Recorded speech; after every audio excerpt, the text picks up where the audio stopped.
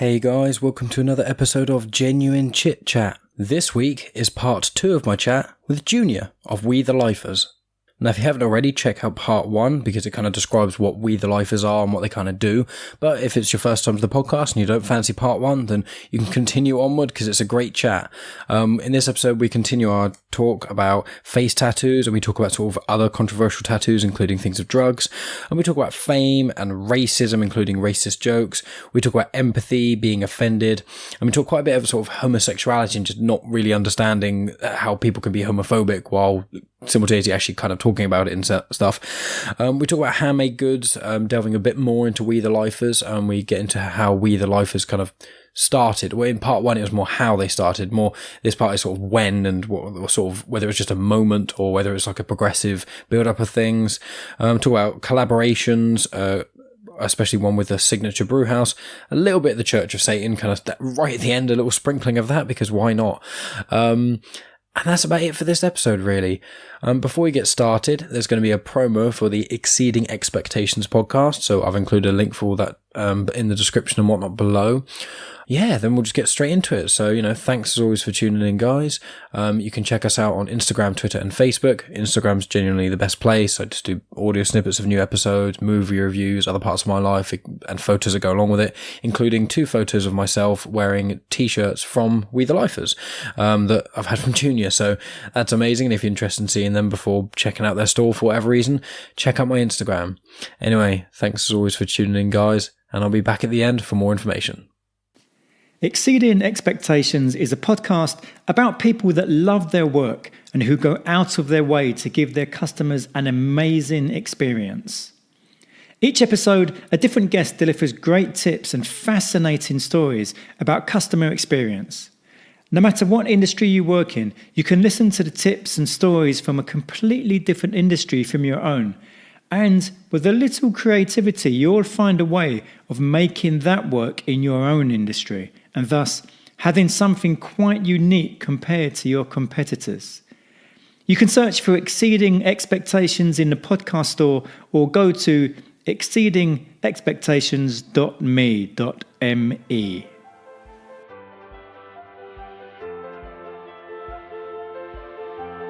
Welcome to Genuine Chit-Chat, where we have honest conversations with interesting people. And I'm your host, Mike Burton. That's interesting. And what is your opinion on face tattoos as well? Because I feel like a hypocrite sometimes because I'm all about, I want people to be able to do whatever they want. You can wear whatever you want. One thing I say to people... Okay, let's do 1, 2, 3, we say I hate it. Yeah, well, I do. So I do. That's a problem. But it's like with some people with tattoos, for example, if they ever say to me, like one of my aunts, she's lovely, but she's always like, why would you ever get a tattoo? And I've gone, well, why do you ever wear any clothing other than white? And it's like, well, because I like the way it looks. Well, there you go. That's why I've got it on my skin. But it'll be there forever. So, no, it's going to be there till I die, right? That's a blink in the universe. And what's going to happen? If I got something that's horrendous or something, like ridiculous and horrendous, it'd be different. But it's like, well, there's either, I think it looks cool, and if I start thinking it doesn't look cool when I'm 60, oh no, there'll be a small patch on my skin which I doesn't think looks cool. Yeah, but it will still look better. I'm going to have to wear a shirt. What do we do now? I know, exactly. I was like, oh no, a part of my skin doesn't look cool. But if I didn't have a tattoo there, it would not look cool because it's blank. So it's like, and if it meant something to me when I was younger, then it still would mean at least something to me when I'm older. But then with face tattoos, I feel like a hypocrite because I hate them. As I say, I could do 1, 2, 3, I hate it. Yeah. Because I think if I won the lottery, if I didn't have to look for a job ever again, I probably would do neck tattoos. Yeah, I feel the same. Neck and hand. I really like hand tattoos. I'm not fast by hands. I just think neck. I've seen something some really nice, sort of wings and stuff. That's super cool. Yeah. But because I have a chest tattoo, I suspect a neck tattoo will hurt like Satan. Yeah. So I just don't know. But I think that's super cool. Yeah. Face tattoos, it's only one situation where you can justify a face tattoo. Yeah. And if you're a Maori. And if you're not, then just like, it's just, because it looks cool on them, on the Maoris in New Zealand. Yeah. But I think it's one of those, like, it's just horrible. I just don't like it. I like facial piercings though, which makes me feel even weirder because I like face piercings. I like nose, mouth, or eyebrow, but I don't like cheek dermals. But I love ear piercings, so I don't know where I feel like a hypocrite. Oh, you like what you like. I mean, I think it's different. I think being a hypocrite, it's slightly different. I think will be if you talk shit about them, but then you went home and you're like, I'm gonna have a face tattoo. I think it really is, and I feel like you. I think, and maybe it is. Maybe it is a residue of that kind of that stigma, kind of going like, oh, you shouldn't have face tattoos because that really messes up who you are. I mean, that really is like, there's so many connotations. I think if you stop here, you can still wear a turtleneck, which probably is worse, but but a face tattoo is a face tattoo. It really is like, Yeah, it's right. There's no avoiding it in a sense. Yeah, it's quite in your face, no pun intended. Yeah, well, yeah, and I think also I haven't seen one. I think if I ever saw one that I was like, okay, that really looks cool. Yeah, I mean, it's in a face, which is against my whole no face policy, but it looks cool, actually. Well done. Yeah. I haven't seen one. That's what I was saying the other day. I was talking to Megan about it because we were talking about tattoos, and I was saying I really just don't like face tattoos. It's partially because I feel like when you're looking at someone's face, it's kind of like you can have the odd piercing or facial hair or anything like that, but there's only certain patches you can really get face tattoos. It's a small area, and generally speaking, you get really small tattoos. I don't like them as much as bigger ones because I'm really into really detailed tattoos. And it's also like, I don't know if it's because when you look at someone's face, you're reading their emotions in a sense. That's the main place you look at when you're talking to them. And when you look in there, it's almost not quite distraction, but it is right there. And it's always writing or something. It's like unbreakable and shit like that on their forehead. It's like, come on. You're breakable. I can prove that. I could hit you with my car and you would be breakable. Like, yeah. It's just, No, yeah, I think to me, is that like even head tattoos, when you see like shaven heads, and it's 99%, 99% of the times it would be a fucking cobweb. It's like, come on, man. So, or jigsaw. I've seen jigsaw pieces and cobwebs. Yes. So I haven't seen. I think if I had seen a face tattoo that was really beautiful, but not only the tattoo had, the design itself had to be beautiful, but it had, go like, oh, they really made the face look interesting. Maybe not prettier, just more interesting or more intriguing. Or like because I think that's what piercings do. Piercings is different. It's like they kind of highlight stuff. They kind of like, you have people have the eyebrow sort of ring. I think quite interesting. I think it's just it gives that little touch. A little pop of color, additional little detail, and particularly like some some girls they do have a bit of jewelry in there, and then it's kind of like it's a little like a little extra bit of makeup or something. So it just does. It does that.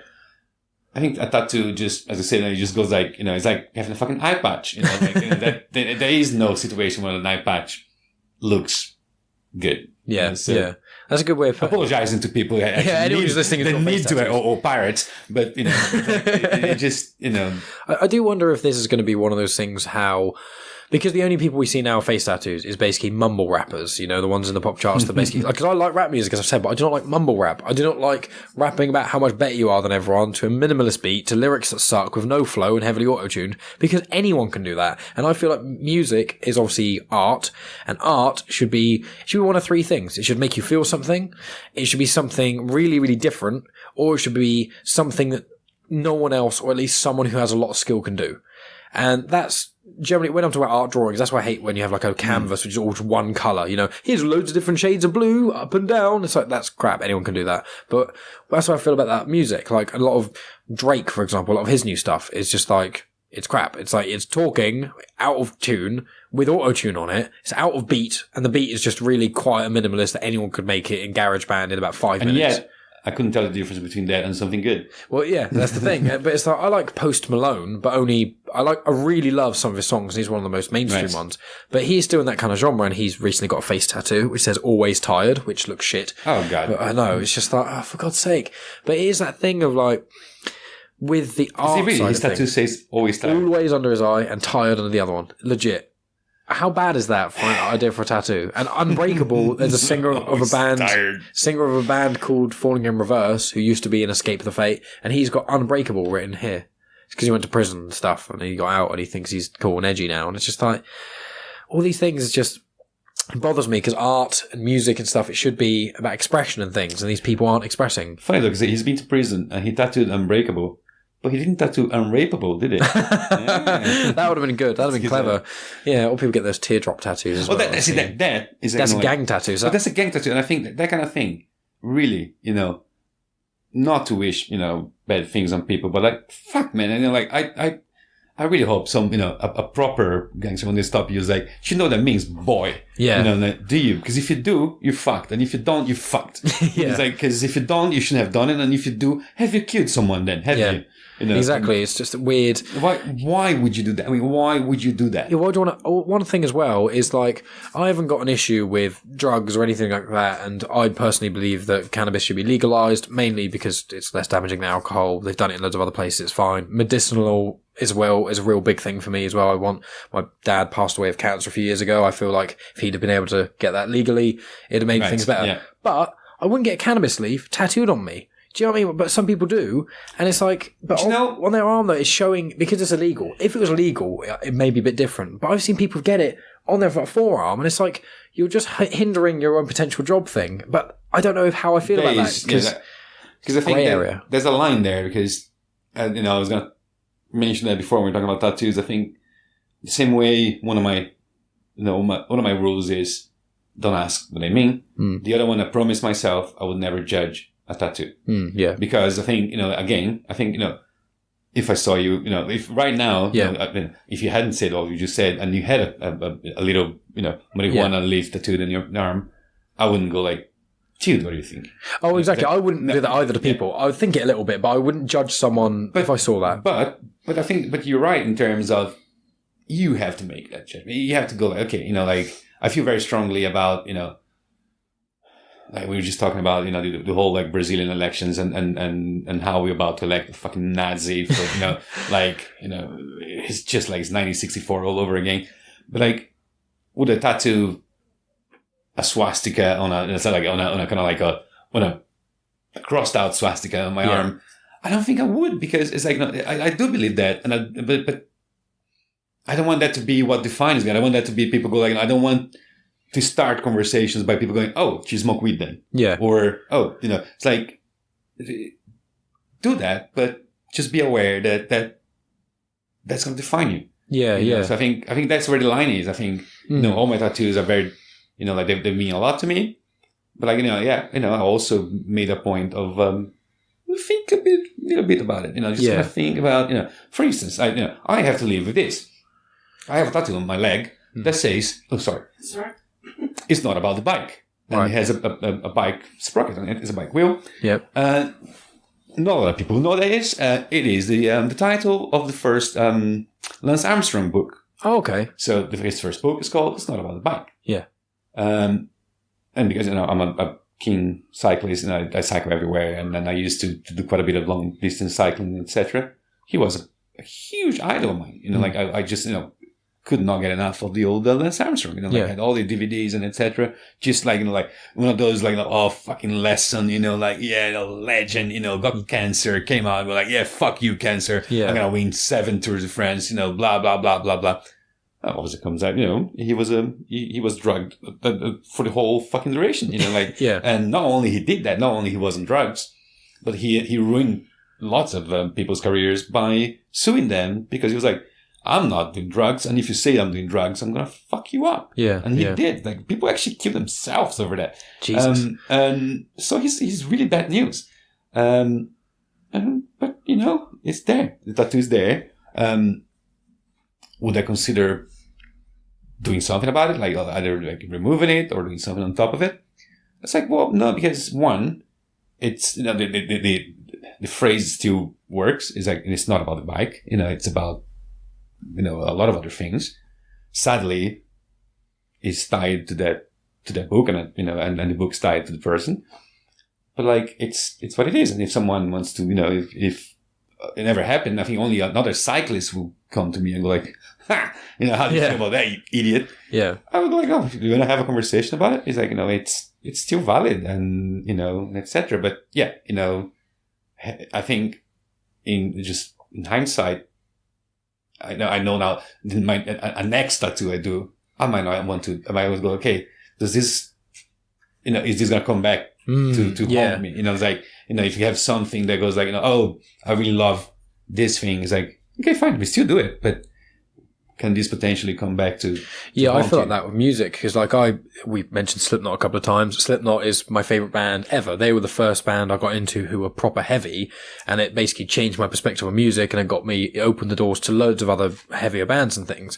So Slipknot mean a lot to me, and I really like all the members of Slipknot and stuff, of what I know of them, which obviously is quite limited because I don't know them as people, but I wouldn't want to necessarily, or I'm more apprehensive about having, say, a Slipknot tattoo on my arm, because if it comes out like one of them ends up being a paedophile or an asshole or anything like that, or they release 20 albums from now and they're all shit and it's only got the first 4 albums, maybe, but it's more so because I could then just go, oh, I like their early stuff and that's fine. But it's more if you have this association. Because like people like Rolf Harris. Because now you said that. I mean, all I need now is for people like, oh, by the way, Lance Armstrong, big pedophile. Let's hope. Sorry, no, not even allegedly. That was a joke. Yeah. Lance, that was a joke. But no, you're right. I mean, it's like, how, and in a band like Slipknot, how many people they have? 8 or something? 9, yeah. 9. Like, statistically, one of them is gotta be a fucking pedophile. If they're that famous. Exactly. Hope not. No. Oh, yeah. No, obviously, joke. Yeah. But it is, it's sad, but, in a room full of famous people these days, it's like, it's like almost like one of those, they say like, oh, if you have 50 people in a room, it's like 70% chance that 2 of them have a birthday in the same day. Yeah. And like, I think if you get a room of 20 Hollywood people these days, or like just American stars, or just stars in general, chances are one of them is going to be a fucking molester of some kind. Yeah, well, so you got Harvey Weinstein, you had, Bill Cosby, you had, and then over here you had Jimmy Savile, Rolf Harris, and it's just like all these people. This whole, and they're talking about Philip Green now, and, are we going to get sued? I mean, I don't know. You guys, If you, the genuine Chit-Chat does not show the same views that Junior does. No, it's not. It's fine. Terms and conditions apply. Results may vary. No, it's like, it is. It's like, did someone say, I'm going to misquote this entirely because I don't know who the person was who did it, but I just think I heard it on another podcast. Someone saying that the guy who was presenting the Grammys recently, this is probably all wrong, but he said something like, hello to all the rich people in the audience that haven't been caught yet. Oh, yeah. Yeah, I see. Or something on those lines. I mean, I'm sure I misquoted it to hell and back, but the essence there being, it's just a question of time, isn't it? Exactly. All these things happening. There's a lot of rumors, because a lot of the podcasts that I listen to, like Joe Rogan's podcast where he speaks to a lot of famous people and stuff. And he was like, in the Comedy Store, the place he used to go, there was always rumors about Bill Cosby, but no one had any evidence and no one could support. If you hear, oh, maybe, if you're a woman, maybe don't be alone in the room with him. Why not? I just wouldn't. People hear those sort of things, but you don't know what's a rumor and what isn't, and all the kind of dirty stuff that goes behind closed doors. Who gets paid off? Who gets this? Who gets that? And it's a dangerous place, isn't it? I hate the way, a lot of the justification for this stuff is it was of a time, like the times are different. And no, I don't think there was ever a time when it was okay for you to do anything to anyone against their will. Yeah, exactly. I think let's not do that thing. Oh, jokes and this and that. It's like, what you're saying though is like, you thought back in the day it was okay. Because we talk about it in Brazil, there's no racism, etc. And, when I grew up, yes, it's much less than pronounced than saying here, because if you go to school, it's like, the diversity is much, it's like everybody is, it's a big, the shades start, you go from white to very black to, like all grays and Asians and the Orientals, a lot, there was a lot of Japanese, a lot of, in my class. So as a kid, luckily you don't get that, oh, that guy is different to that guy on account of his color or his, it's like, it's very inclusive. But then you compensate for that, the lack of racism in the classroom, by having all these racist jokes. They're only jokes, but they're not really, are they? And the thing that you never think about is, how do we make other people feel about it? Yeah. It's like, so there's like, it's just a bit of a joke with black people saying, no, man, no. Yeah. It's like, it's like, it's not cool. I think the it is of a time really doesn't apply, because even back then it's like, oh yeah, in the 60s we all made jokes about X, Y, and Z. It's like, yeah, you did. They didn't. Yeah, like it wasn't okay. You thought it was okay, but it wasn't. They whoever was in the target group of that joke wasn't going like, oh, I see the fun in you. And there's a real fine line, isn't there? Because of like between if I don't say racist jokes or anything like that, I don't know any, I don't think very many or any I've really heard of that very funny, but it's like, I wouldn't want to say any of them make anyone offended, but it's like if I maybe said one, it would be okay. You probably shouldn't say that, but that's that. But if you get those people who say it quite regularly, then it starts to be a case of, are you just saying that because you think it's funny, or are you kind of saying something and masking it in a joke? And it's a real fine line with that sort of thing. I think I don't want you to get the wrong idea. By the way, I'm not particularly concerned about. I don't represent the PC brigade. Of course. I don't. And I think offended. Oh, people are offended. It's like, you're offended. So fucking what? Grow up. Et cetera, et cetera. I just think there's a time and a place, and there's a lot of things. It's kind of like, I think you have to just go like, okay, I don't think you should go out of your way to make people. It's almost like, because I think a lot of that's like, you can almost make people feel different by being so hands off, to be we're all equal, so that means equal. Yeah, I'm not gonna treat any better, but I'm not gonna treat any worse. Yeah, exactly. So I think I think that's where it lies. So I think being offended or not being offended, I just think I don't like the thing when people do things for the sake of shocking people. Yeah, I think if you have to say something, and in the process of saying that thing, you might end up offending people, so be it. Yeah. I think if you have something to say and you say it, and if you have to go out and go like, for fuck's sake, vegan people. Yeah. No, this is fine, Yeah. You go, you offended all the vegans. No, my point's another one. Yeah. But I offended you. But the point wasn't go out and go like, vegans are stupid. It was more like, hey man, stop doing this. This is not cool. Yeah. So, but I think a lot of people out there, they do that thing where they just spend time thinking about ways of kind of ruffling people. Feathers and things. And I think that's and if that becomes your shtick, then it's even worse. As I said, like if you come to me now and make a couple of jokes about on vegans or about whatever it is, well, that's funny, and it was funny, and it was insightful, and it was good. Yeah, let's move on. But then if every other vegan goes like, because if vegans is like, hey man, is this a vegan hate? Okay, I'm saying vegan a lot, but anything. But is this is this a specific group hating podcast, or you have other jokes? Yeah, exactly. And it is with people, because there's at the moment we've got that whole line of like there's a lot of people on the far right and a lot of people on the far left, and you get a lot of people saying about the snowflakes and getting offended by everything, which I'm part of the sort of millennial generation, so a lot of people do get offended by things far too much, I think. There's certain things that people get offended by, which are just like, why? There's so many more important things to be offended by. Yeah. And then you get the other people who go, no one should be offended by anything. And it's like, well, you can't tell a minority of people not to be offended by something due to the N-word is one example of that, of like, you don't know what it's like. So there is a line, but where the line is very blurred because it depends on the individual. And it's all about, I think what this kind of, with not only the tattoos and the music and everything being alternative, I think as well as political correctness, it all kind of boils down to people being brushed sort of a big group with the same stroke. It's basically saying, oh, well, you have tattoos and you like shouty music, well, therefore you're clearly aggressive or violent or anything like that. It's like, no. Or even someone with the cannabis leaf on their arm, like they're a druggie. It's like, no. Even if you can see certain things about an individual and you have preconceptions about them, you should still treat every person you meet as an individual and let their actions and words speak for them. You can make a judgment call to a degree when you meet someone, but allow them to override any preconceptions you may have, so long as within reason. If someone's got swastika tattoos everywhere and they're really nice, it's like, well, you're probably a Nazi. I don't really want to associate myself with you. Well, I think you might still want to give them the benefit of the doubt, just in case. Maybe. I did that when I was 17. Now I'm 48, and I've reformed or whatever.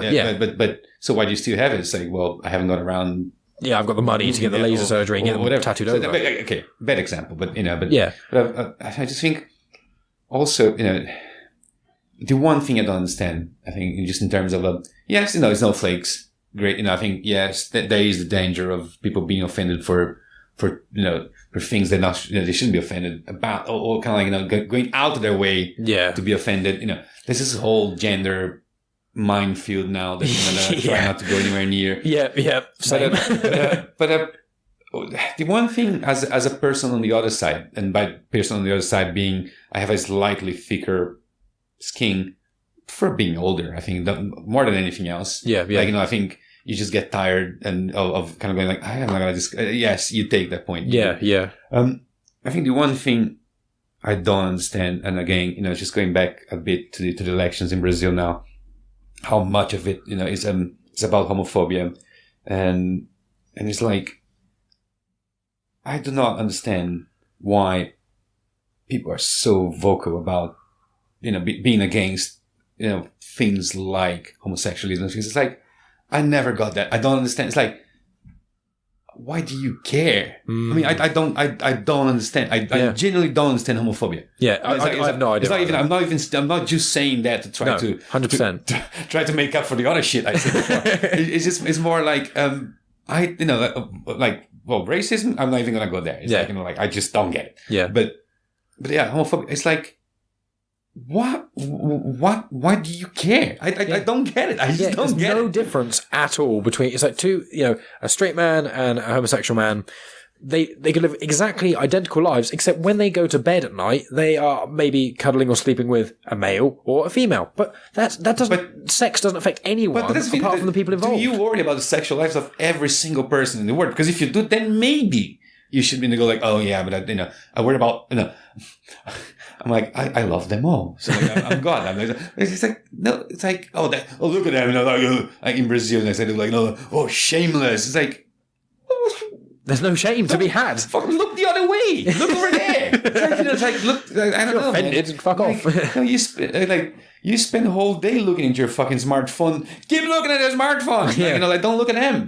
What are you doing? I mean, exactly. I don't get it. I just think, to me, that's people don't see that in Brazil now. They kind of go like, it's not really, he's not homophobic. He is, he openly came out saying, stupid shit like that. Yeah. Like saying, if one of my kids, turned out to be gay when he was younger, I'll just beat the gayness out of him. Oh, Jesus Christ. Yeah. Yeah. So it's really bad. But, I have two kids and my older kid, he's 15 now. So when, we had a few chats about, all the facts of life. And the one thing, I made very clear to him because, you saw me here, I talk a lot in my hands and I get really, emotional about things. I get excited when I'm talking, and I'm there most of the time. So I wanted him to look, and I know I'm very loud. I'm very alpha-y, kind of and very kind of like, oh, you got me this. Oh, you put your knickers on, give me a cup of tea. You, get me a beer. You, and it's like, I don't care. Yeah. It's like, I do not care. If you like boys, if you like girls, if you like both, if you like goats, if you like, it's like, it's like, you need to know I don't care. Yeah. Because, it can never be, it's not like, sorry, it's going to sound, it can be on me. It's not a selfish thing, but it's like, I don't want to ever, you come back to say, oh, I was a closet homosexual for years because of my dad. Mm-hmm. Or, God forbid, something happens to him because of that. He grows up, to be, ends up committing suicide or something because he was like, oh, I was always repressed because, like my dad is so, oh, you should see him now. He's so, over the top with everything, and it's like, no, dude, you're good. You're covered, there's two things I want, it's like drugs are really bad, but we're going to get to that. There's drugs and drugs. Yeah. Because he's so young, I'm like, let's just for now just call him bad, but we can talk about it. Yeah. And gradually go some of the stuff is fine. And just be safe, whatever you're gonna do, just make sure, you don't get anyone pregnant or you don't get a fucking fatal disease or something. Yeah, exactly. But other than that, you're good, so I think. Exactly. Because I just, it needs to be in people's minds that it's kind of like, it doesn't matter. It doesn't matter. Exactly. It's like, it doesn't define you. I love this, there's a Brazilian singer. I always loved him, and it's got nothing to do with metal. He's like, it's the complete opposite of metal. I like a lot of music as metal as well. So. And he's super flamboyant, and he's always being, like openly uber gay. Yeah. But I think, he came in an interview. He was saying, no, I am a man. And he was like, no, I am a man. I was like, I'm a man. I'm a macho man. And who I fuck doesn't define me. Yeah. It's like, that's it. Exactly. There you go. It's 100%. like, it's like, he's going like, I'm not less of a man than you. I'll fuck you up, let's go outside, I'll punch, I'll change a car tire. It's like, I'm not a fucking flower, man. Yeah. It's like, I'm a man. Yeah. Who I go to bed with has got nothing to do with this. Like, I'm a man. It's like, yeah, man. Like, I 100% agree. I've always said that whenever I inevitably have kids, it'll be a case of when they're old enough and stuff, I'll say to them, look, if you're gay, straight, whatever, I don't care. Just come home one day with a boy or a girl or whatever and say, this is whoever, this is Ben or this is Sarah, whatever it is. It's so I can judge them to their faces. Yeah, exactly. And it's like, bring them in and that'll be that. Like, you don't need to, if it makes you feel more comfortable coming out and saying, I'm gay, whatever, okay, you can do that. But really, to me, it doesn't affect me at all. If you bring back a boy or a girl, I don't care. It doesn't affect me. Just if I have a boy or a girl as a child, I don't care. It's like, people can be individuals, and they are. Treat them as such, and whoever you end up dating, it just means, okay, at a family meal, there's either going to be, if I had a son, it's either going to be two dudes sat there, or it's going to be a dude and a girl. I get on with both genders fine. I don't care. You can do whatever you want. Obviously, grandma is never going to invite them again. Sorry. Yeah, exactly. We're getting sort of towards the end of the sort of timing, I'd say. I didn't know if there's anything else you want to talk about. Obviously, I want to speak about We the Lifers a little bit more. Sort of what you spoke about, sort of why you started up. How long ago did you kind of start it up? And was there any catalyst? Was there anything that kind of made you go, I'm going to do this now? Or was it like a thought you'd had for a while? It was almost overnight. Okay. It was actually overnight. It was about a year and a bit ago. I think when we last spoke, I think that's pretty much when it started. I mean, when we did the thing, because there was nothing before that. And I think the first couple of months I moved quite quickly, just because I can. It's because it's I do everything so I can do it. It was so I have this a very good friend called Alex. We go out a lot and we go drinking a lot, and he's, again, I was going to say he's not as old as me, but I don't think there's anyone out there that's as old as me, apart from Brian. So I think, we were just talking about going, just the whole going to gigs and, and doing this and doing that and mosh pits and et cetera, et cetera, et cetera. And he was like, yeah, man, you always do it, da, da, da, da. And the word lifer got sort of thrown around. We were talking about, we for life, but we weren't doing it yes, we are. It was we're more we were just the way we do. We always joking and talking, and immediately I was like, oh, how I'm sick and tired of you either wear band t-shirts, of which I have millions, or you go to Camden and it's kind of keep blank and carry blank, or make blank blank again. Yeah, and so that kind of thing. So I was like that. So then immediately I went to do a thing. And the first design I ever did was the one you are modeling right now. Yeah, which is it's just it's an octopus of I'll make sure when I post about this online that people see the picture with many the fingers in many pies. So there's a guy on a BMX, there's a guy on a skateboard, there's a so that's a bit of that. So that was the first very naive design that I did, and I was like, great, yeah, I'm gonna do that.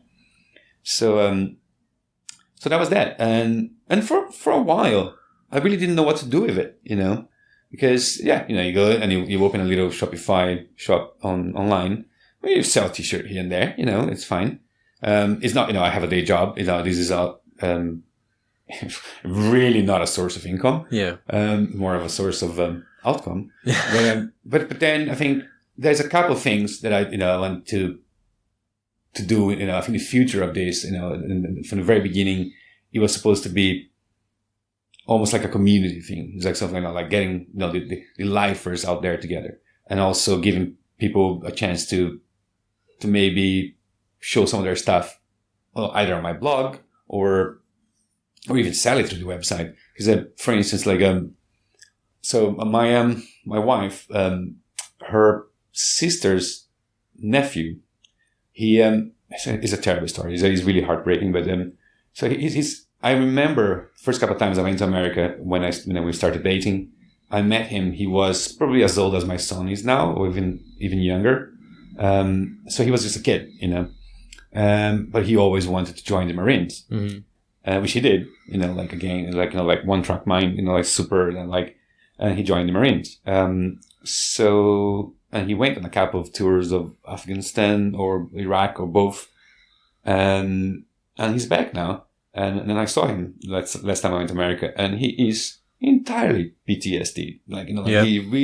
He is the kind of guy that you walk in the street, and if a car sort of backfires, he jumps, and he really is because you saw the kid as a kid, So, but anyway, so the way he's dealing with that is, his parents got him a forge, and so he goes around and he collects metal, he recycles metals into knives. Oh, awesome! So he makes this. I think they're called Damascus steel knives.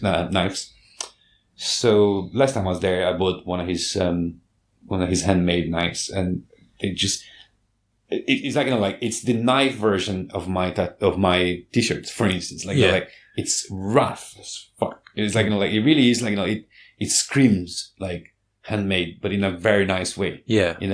And so I think, I'm trying to get him, for instance, to go hey, do you want to, definitely want to do a blog post and things. It's just because it's hard to pin him down because he's so so hard to deal with, he's so psychologically damaged, or maybe put some of his stuff on the website for sale, try to help him out financially, but also get people like that out, but not just people that broken people like him. The people that have interesting things out there. They go oh, I also do, as long as it's not t-shirts, because then it's just I don't want to bring a competitor to my site, but I'm happy to talk about them. But people that make different things, I have a friend that makes wallets, for instance. Okay. So that kind of thing. So people that do, but not in an Etsy kind of way, going oh, is a place for handmade stuff. No, it's a place for alternative people. They have a passion and do this thing to talk about it as well. So that's one thing I want to do is is to bring more people into it. It's or other companies or other brands into it.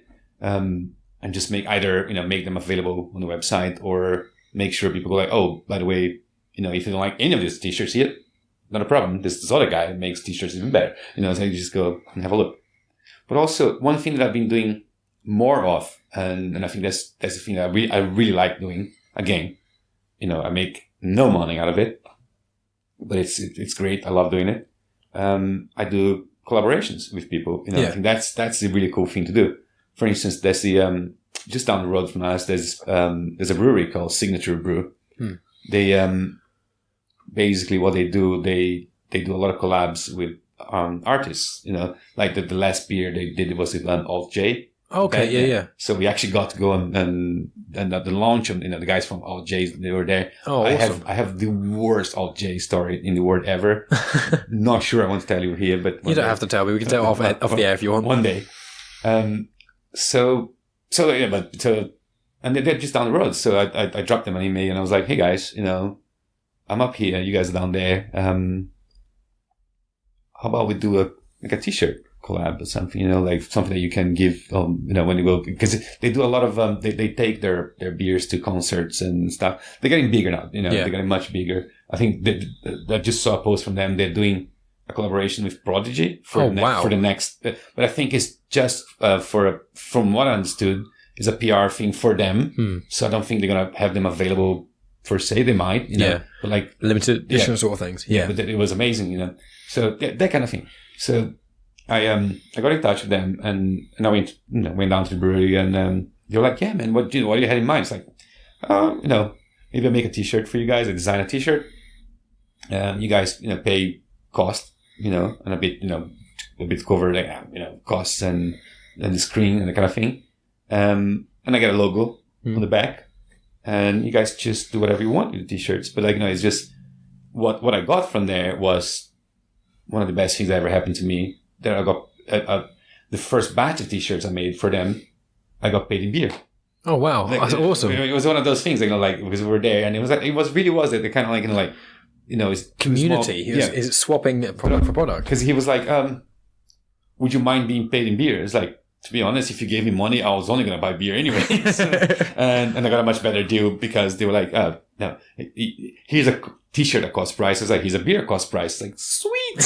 so that kind of thing. And we kept in touch, during summer, last year's summer, they were doing open days in the brewery. So they would go like, hey, do you want to put a stall there? Oh, awesome. Just like for nothing, again, you, I go there and get a stall and, sell a couple of t-shirts. But more importantly, people come to me and go like, what's this lifer thing then? And, I was able to go, oh yeah, well, just talk to people about it. Yeah. And actually, just on that, before I forget, because I was going to tell you that before, when you're talking about it was my favorite quote ever about the way I do things I do. And it was one of the Signature Brew open days. So this guy bought a t-shirt, super nice guy, and then he got his friend. He was like, oh, you got to buy a t-shirt. This t-shirt are cool, And then the friend was like, oh, great. I'm going to go. Can I try one? It's like, yeah, just, there's a toilet there. Just try it. He went and he came back. He was like, oh, it's brilliant. There's a little ink stain on the shoulder. What do you suggest I do? But he was being super nice. I mean, he wasn't like, I was like, oh, yeah, I can give you, just knock a couple of quid. He was like, no, it's fine. I'm happy to pay for it. I was just, what would you do with it? Like he was asking me, like, how would I get rid of it? Yeah. So his friend jumped in front. He was like, you embrace it, dude. You embrace it. I was like, you can embrace it. That's awesome. I just thought that then, I was like, no, you got this, kid. Like, there's like, it's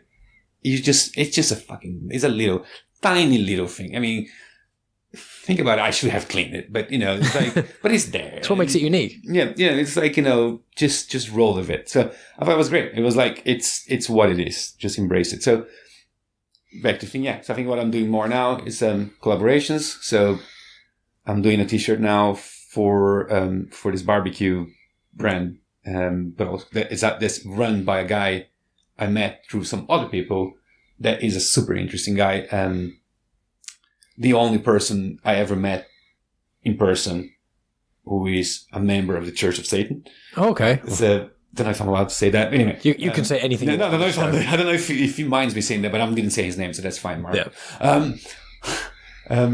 So something that for him. There's a band from Brighton, which is a friend from back in Brazil that lives in Brighton, and he plays in this death metal band, and I went like, yeah, let's do a t-shirt again. All I'm asking for you is like, pay for the t-shirts. Let me have a logo on the back. And there's all good stuff. I think, I'm doing more and more of those. I think just in terms of, because it's so hard to get your name out there. Yeah, 100%. So at least, the more people you can just go like, I'm losing nothing here, but there's a logo on the back of this t-shirt and some more people. And so hopefully people will go like, what is that? You go, go to the website, have a look. And, cause cutting through the whole, Facebook, Google, etc.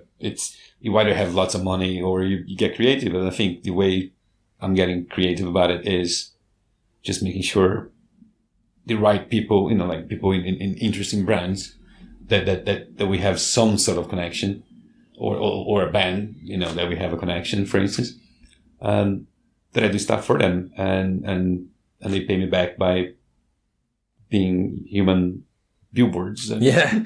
Well, that's it. That's the great way of doing it. So I find that with podcasting, where it's like, without paying a stupid amount for Facebook ads that don't work or anything like that, it's like the best thing to do is collaborate. So it's like, with obviously people like you're really interesting anyway, so I want to chat with you anyway, but it's cool on each of our social medias to post, oh, I was on this podcast. It's cool. Oh, there's a clothing brand. Well, not clothing brand, obviously. We the Life is more than that, but you know what I mean? That sort of thing. And it's doing those sort of things. And I've been doing it with the podcast that you listen to. He's a podcaster too. So he mentioned his podcast, I mentioned mine, And it is all about, especially in the podcast community, I found it is about collaboration. But you think about it more and more, and it's like with musicians, you know, especially with the saturated market with Spotify, more and more bands are doing collaborations. So you merge audiences, and you just keep doing that over and over again, and eventually more and more people know of you. So it's a really great way of doing that sort of thing. So yeah, that sounds awesome. Well, we're at an hour and a half now. Jesus. Yeah, I know. Time flies when you're having fun. See, I was probably going to wrap this up. Do you want to add anything, or just, if not, if you want to mention where people can get a hold of you? And the website is withelifers.com. As simple as that. And just have a look. You know, you might not be as offended as you think. So. Yeah, well, that's great. I'll put all the links and stuff in the description and stuff, and I'll make sure I do the appropriate shout outs on Twitter and whatnot. But it's been absolutely great talking to you, Junior. Thank you very much. Thanks, man. And that's the end of part 2. Thanks as always for tuning in, guys. Next week, I think I'll be releasing my one-off episode that I've done with TJ, where I think we just had a couple of drinks and then chatted about absolute nonsense for an hour. So that's going to be a lot of fun. After that, I believe I should be releasing a sort of a special episode, in air quotes special, talking about Christmas, like a small amount. And also it'll be a collaboration between two previous podcast guests, essentially. So that'll be quite interesting, bit of fun for that. And then in the new year, I'll be releasing the 2-parter with Tom King, which is a CEO of a company who sells ketogenic products, and he's done loads of other crazy cool things. I won't do it justice just rambling on about it at the end here, so have to tune in for that in the new year. And then more collaborations coming up with other podcasters, people who've been on the show before, some new people. You know, I've got quite a few things that are quite exciting planned. So 2019, just like 2018, should be a good one. For my podcast, that is. There's many other things that have been wrong with 2018 that I'm not going to go into. Anyway, guys, thanks as always for tuning in. Be sure to, check out We the Lifers, their website. I've got that all in the description. Just check out some of their designs. You might see something that's really cool, even if you're not into, air quotes, alternative music and things. As always, guys, if anyone wants to leave a review on iTunes, it's so much appreciated. It really does help get up the iTunes charts, and does help actually sort of get a spotlight on the show, which is, just to get more people to listen to it, which would be awesome. Follow us on Instagram, Twitter, and Facebook. Share the show if you dig it, even just 1 or 2 episodes of it. If there's any part of it that you think, just someone would like that, just send it their way. You may get them into podcasting altogether if they're not already into it, or if they're really into podcasting, then even more of a reason to get them into my show. I'll say our show to make it sound more homely and nice, but I do literally everything to do with it. So,